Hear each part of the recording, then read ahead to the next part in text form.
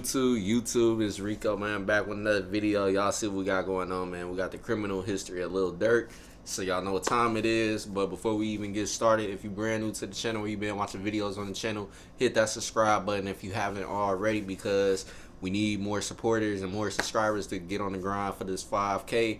But other than that as well, make sure you leave a like and comment on the video so you help our videos get recommended to a larger audience of people that will be able to see this video and hopefully become new supporters of the channel as well. And don't forget to tell your family and friends, because if you enjoy this type of content, then they might enjoy this type of content too as well. So the more supporters, the better. And other than that, y'all know what time it is. We finna start the screen record. That started, and we finna start this video now. Lil Durk experienced incarceration early on in his life, from getting caught with loaded pistols right before the fame hit, and being involved with the biggest gang in Chicago, the Black Disciples. Plus, he was even fighting attempted murder back in 2019. This is Top Trend TV, and this is the criminal history and biography of Lil Durk.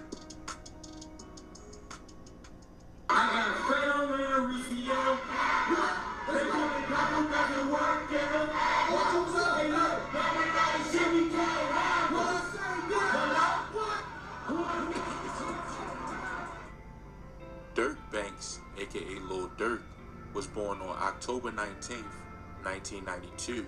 Lil Durk was born and raised in the Englewood part of Chicago, Illinois, a high crime and gang violence area where almost every day a shooting occurs, around 70 homicides per year. So seeing death and violence was pretty normal for Lil Durk and adapted to his environment. Even Lil Durk's father was in the streets heavy, and he was involved in a cocaine conspiracy, which operated in Chicago from fall 1991 through May 1993. The primary organizer of this conspiracy was Dante Banks, Lil Durk's father, who purchased powder cocaine from two suppliers. They say he got caught. He got caught like 8 million. He got caught. And that stuff's still crazy. Like, at the time he was a kid, he never knew that his dad had that much type of bread. But all behind the scenes, though, we already know why he had so much money and stuff, and why it was dangerous and stuff like that. Because back then in the 90s, cocaine, all that stuff, everybody was literally like, it was like a lot of gangs and all type of other little people that was selling was definitely getting all that stuff heavily, and business was booming for that stuff back then. So I can believe it though, man, because if you selling a right amount literally every day or every week, however y'all want to do the math and stuff, that's a lot of sales, and that's a lot of money coming in to his pockets and stuff, and whoever else around him is feeding off of that pretty much. So now they all just getting hella money and stuff. But I'm not sure who else all got caught and how much those other people had, but since he was the leader, of course, that's why he got caught with so much money, being the most. But yeah, that's crazy. But back then, cocaine and all that stuff was definitely just going crazy in the 90s and stuff. So crazy. Not so many people survived. Some people did, but a lot of people got either hooked and in jail, or all type of other bad stuff happening to them, or they corrected their wrongs and stuff and try to basically go back to society, but as a better person type shit. So during that time period, it definitely had a lot of impact on many people's lives and stuff, whether it was good, bad, etc., etc. Caught $8 million, man. A lot, like 6 bricks. Like $8 million, 6 bricks. Favorite story right there. And most of the transaction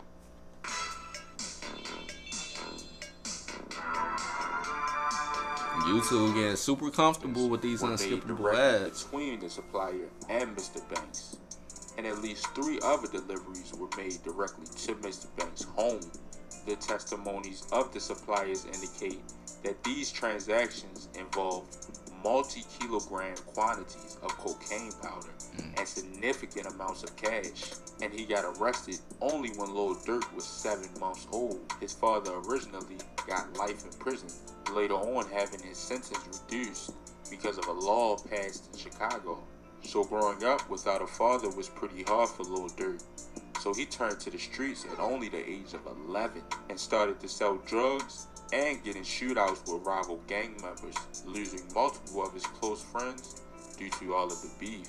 Growing up in a small Chicago home with only 3 bedrooms and over 10 people living in the house, the streets began to take a hold of Lil Durk faster and faster. So Lil Durk knew he had to do something different to feed his family and to make a name for himself. So he started to rap at the age of 17, dropping his first song in 2010 named Lamron Wasted. With Lil Durk still trying to find his sound, he still stayed consistent and dropped another song in 2010 with a Lil Reese named L's B, and this song did pretty good in their hometown, really showing Lil Durk and Lil Reese's true potential. And at this time, Lil Durk was pretty close with Chief Keef and his movement, GBE, but later branching off into his own movement named OTF. But around March 2011, Lil Durk dropped his next song named I'm a Hitter, and this song went crazy, gaining fans from all over, bringing a new sound to the drill scene. With the auto-tune he used, fans loved the new sound. But around October 2011, Lil Durk was arrested for his first charge, where he was pulled over for drinking. Upon the search, police found a gun, and Lil Durk ended up getting locked up for it, doing 3 months in jail, and ended up getting out on bond, just to go back months later. And this time he had to cut off his dreads, being processed in real prison, so he quickly realized that he couldn't let his talent go to waste. Plus, his baby mother gave birth while he was locked up, and he says that really made him buckle down. So this time when he got out, he put out his first mixtape around April 2012 named I'm Still a Hitter. Then around October. And I ain't gonna lie to y'all, back around that time, I'll say, to be honest, I liked the first part of the Durk career. I don't say I don't like this part of his career, but I feel like the part of that his career was more like basically around the areas based off of the what you want to call it, poverty and stuff going on and stuff. I felt like that was some of his best work up to date, but a lot of people like the newer version of him where he doing a lot more of the love songs and stuff like that, but still got a mixture of his street songs and all that stuff. But like I said, me personally, I feel like the street songs was a little more better, but everybody got their preference and stuff, and I'm not the only one that's saying that. It's a lot of other people saying it, but don't send for me, y'all. That's just my preference. I just like the other Lil Durk better, just because that's more like, I don't know what you want to call it, like more relatable to and stuff like that, because you got a lot of people, like he said, friends, family and stuff dying from the streets and stuff, and pretty much rapping about how he came up and stuff, or trying to come up and all that stuff. So of course though, as fans too though, don't get me wrong, it's alright to like a certain version of a person's career depending on who you talking about, because like I said, Lil Durk got 2 versions. He got the street version, and then he got the version now where he doing more singing and more love songs, but got a mixture of the street songs still in there, but mostly love songs and stuff right now.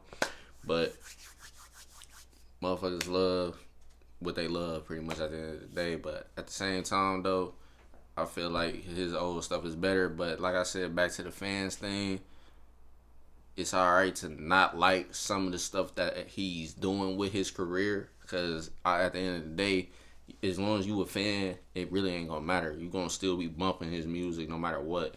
I still be bumping all his new shit too. So it's only a little bit of the old stuff I still rock with heavy though, just because we seen what he was going through pretty much, and what his friends and family was going through, and how he was coming up with ways to get him out of that situation and stuff like that. And we see the growth and all of that. But yeah, man, that's pretty much all I gotta say about that part. But definitely at the beginning of his career, he was going crazy. Over 2012, he dropped another mixtape named Life Ain't No Joke, and these mixtapes went crazy, really putting Lil Durk on the map. Plus, he had signed to Def Jam around this time, and he had his hit single out named This Ain't What You Want. But here's where Lil Durk's life would come to a halt, because around June 2013, he was arrested again with a loaded 40 caliber handgun in Englewood after he threw the gun into his car as police approached. The 20-year-old rapper, whose real name is Durk Banks, was picked up around 3 a.m. in the 700 block of South Green Street, police said. Lil Durk was standing near a car when police pulled up to investigate a man with a gun. As police arrived, Lil Durk was spotted tossing the gun into the car. Police recovered a 40 caliber weapon and arrested the rapper without an incident. Lil Durk was charged with unlawful use of a weapon. It was his second offense, police said. In October 2011, he was hit with gun charges, including possession of a firearm, and plus the serial number was scratched off the gun. He later pleaded guilty to a reduced charge of aggravated unauthorized use of a weapon. He was locked up with a $100,000 bond, and his lawyer claimed to have 9 affidavits, and one of the witnesses even admitted that the gun was his. Lil Durk was then released around July of 2018, and after months of building up a buzz while he was locked up, he dropped another mixtape around October 2013, named Signed to the Streets, and this was a pretty big mixtape for him, then dropping many more mixtapes like Signed to the Streets 2, Remember My Name, and 300 Days, 300 Nights in 2015. All of these mixtapes did great for Lil Durk. Then he dropped Lil Durk 2 Times and They Forgot. But around 2018, Lil Durk left the label he was signed to. He says he was having trouble dropping the music his fans really wanted. Good grammar and spelling are important, but if you want to write essays that inspire, And low-key, y'all let me know what y'all feel about people signing contracts nowadays, because I can say we definitely seen a lot of artists that we expected to be doing way better than what they were doing once they got signed, pretty much at the end of the day. Because before he got signed, like he said, like people said, he was dropping bangers and stuff like that left and right.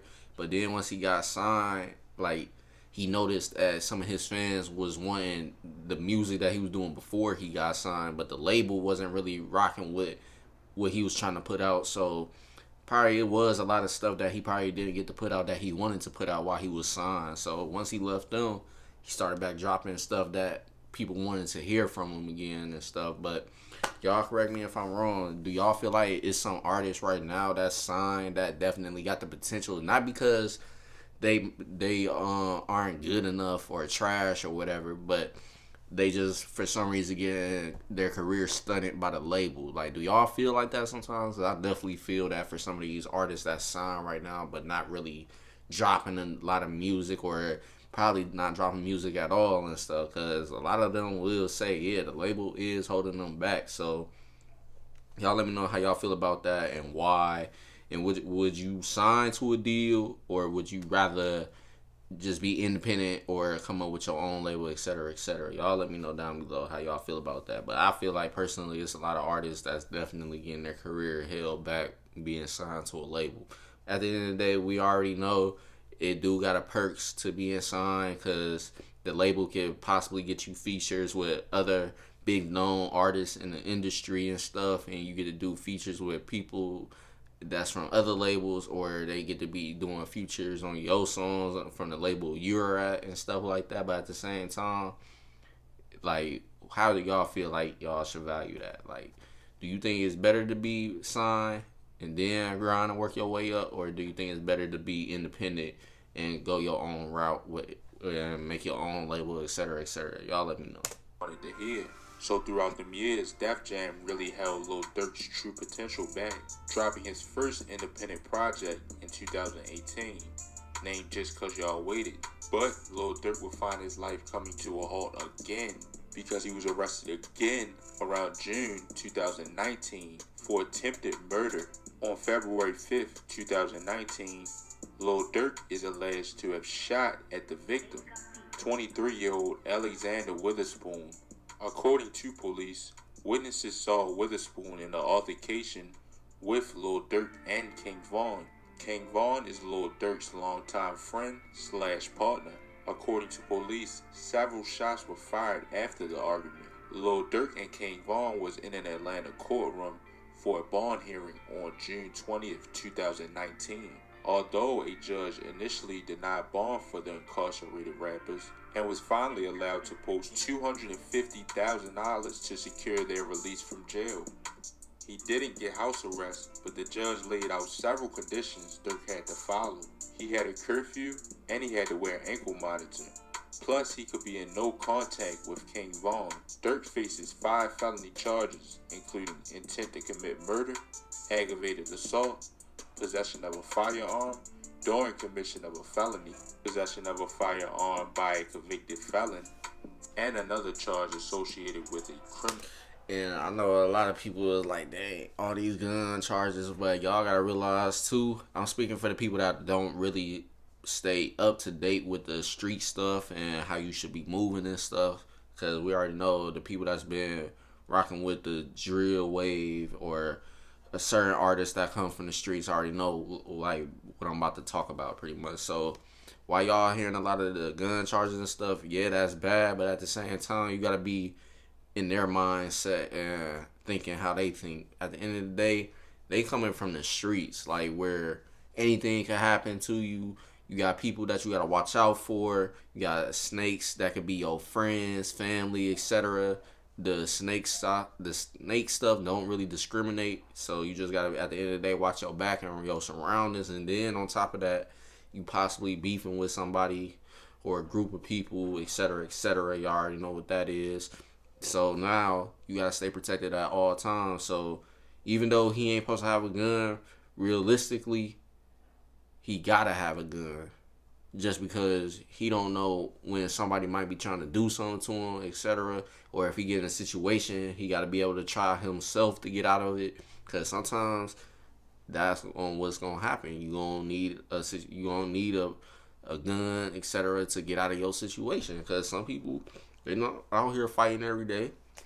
And a lot of rappers will tell you that themselves in songs. We ain't fighting, we doing this and that with a gun, etc., etc. So that's why y'all hearing about a lot of gun charges from him and stuff. Because he got to stay protected. Because sometimes ain't no telling what somebody other mental might be. Like, you never know. So you got to stay up to date. You got to stay knowledgeable of what's going on, your surroundings, all that. Because at any moment, it can all be over with. Simple. So at the end of the day, he got to stay protected and make sure he make it back home to his friends and family. Period. No street gang to participate in a crime, and I believe Lil Durk is still fighting these charges. Lil Durk has also lost some close homies due to the streets, including L.A. Capone in 2013, OTF Nunu in 2014, and King Von 2020 of this year. And I have a criminal history about King Von over on my page, so make sure you go check that out, because it's pretty interesting.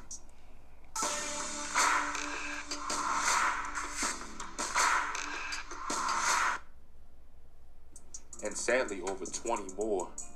Lil Durk has also collabed with the artist Drake, which has turned him up to the max. Baby. Which has nearly 200 million views on YouTube.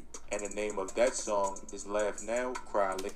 And people still wishing his verse was a little more longer, man. And some people will even say that they would have loved to have more of Drake's verse than, a Lil Durk verse over Drake. So y'all let me know how y'all feel about that song too, man. But yeah, I definitely say he definitely deserved a longer verse.